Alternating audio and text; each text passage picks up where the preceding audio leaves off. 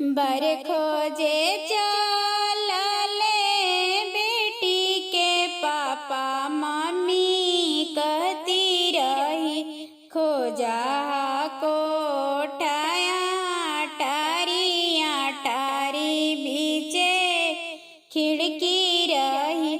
बर खोजे चलले बेटी के चाचा चाची कहती रही, खोजा कोठाया टारिया टारी बीचे खिड़की रही।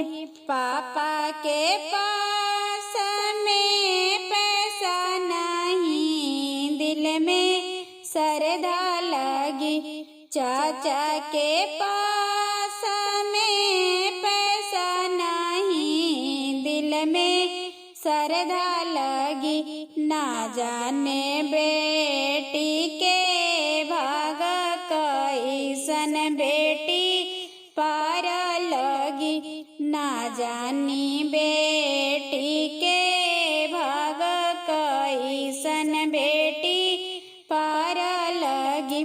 बर खोजे चललन बेटी के भैया भाभी कहती रही, खोजा कोठाया टारिया टारी बीचे खिड़की रही।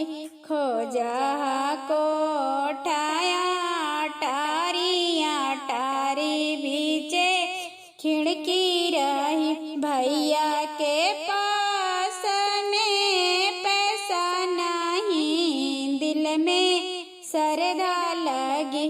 भैया के पास में पैसा नहीं, दिल में श्रद्धा लगी। ना जानी बहिनी के भाग कैसन बहिनी पार लगी। ना जानी बहिनी के भाग कैसन बहिनी